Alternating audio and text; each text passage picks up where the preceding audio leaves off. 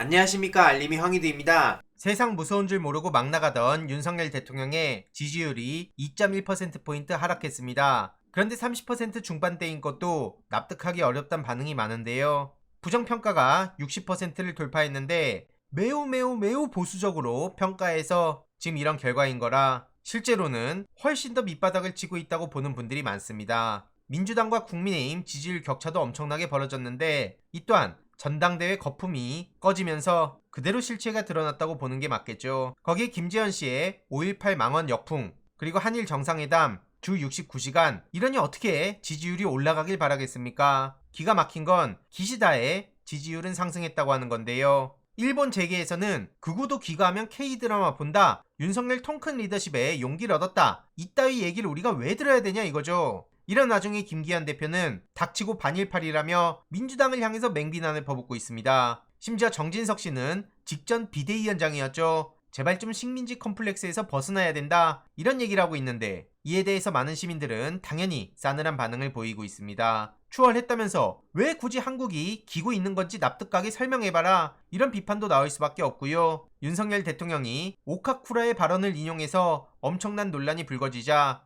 저 사람 침략론자가 아니라 아시아론자다, 이런 식으로 물타기를 시도하고 있습니다. 이런 상황을 두고 민주당 박홍근 원내대표는 김성한, 김태효, 박진 이 외교 참사 3인방을 사퇴시켜야 된다고 목소리를 높였고요. 정부의 대일 굴욕 외교를 더 이상 좌시할 수 없다, 결국 한국 국민들은 속이 터지는데 일본 국민들만 신나하는 상황 아니냐, 이렇게 비판했고요. 그래서 박진, 김태효, 김성한 이 외교 참사 3인방도 절대로 잊어선 안됩니다. 그래서 이에 대해서도 소식 계속 전해드릴 예정이고요. 지금 이인규 씨가 갑자기 등판해서 택도 없는 여론전과 갈라치기라고 나섰죠. 국민의힘에선 이걸 또 팩트 담았다, 이런 식으로 띄워주고 있던데 오늘 유시민 작가님이 칼럼을 통해 조목조목 비판했습니다. 최근 핫했던 드라마 더글로리에 빗대서 이인규의 회고록을 풀어가는데요. 참고로 이인규의 책 내용을 보면 수사기록 4본을 갖고 나온 건 아닌지, 검찰 관계자가 보관하고 있는 수사기록을 제공한 게 아닌지 의심될 정도로 자세한 내용들이 담겨 있다고 지적합니다.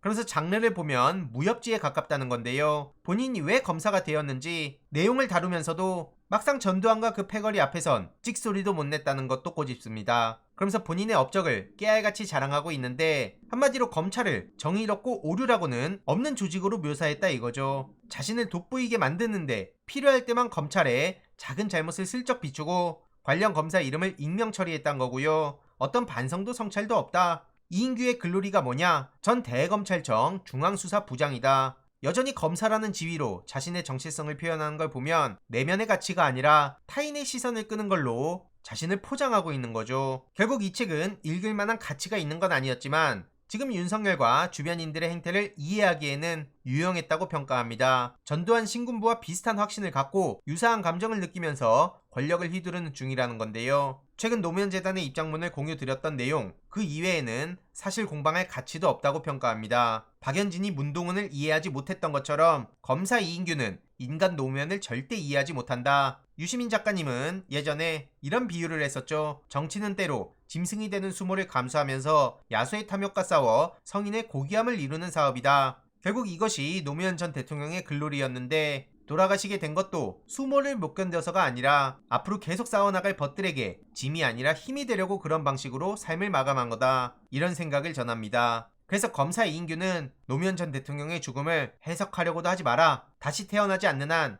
노무현의 글로리를 이해하지 못하기 때문이다, 이렇게 비판합니다. 이에 글로리의 참뜻을 이제야 잘 이해했다, 100% 공감한다, 이런 반응들이 이어지고 있는데요. 관련한 글은 제가 댓글 링크로 고정해둘 예정이니 영상 시청 후에 천천히 읽어보시면 좋을 것 같고요. 참고로 오늘 저녁 6시 반 유시민 작가님과 조수진 변호사가 이와 관련한 생방송을 잠시 진행한다고 합니다. 많은 시청 부탁드리고요. 다음주 월요일 저녁 7시에는 저와 몇몇 청년들이 우리도 말할래요 새로운 코너를 진행하기도 합니다. 겸유공을 패러디하기도 했는데 관련 링크 또한 댓글로 고정해둘 예정이고요. 결국 주 69시간제 문제에 대해서도 직장인들은 주당 근로시간 40시간 미만을 희망한다, 이런 반응들이 나오고 있죠. 이런 상황에 민주당에선 포괄임금제 폐지를 시동 걸었다는 소식이 전해지며 최근 온라인에선 뜨겁게 불타오르고 있는데요. 윤석열 정부 국민의힘과 차별화된다. 실제로 우원식 의원이 발의한 법안이 계류가 돼 있는데 공짜 노동을 폐지하자 이거죠.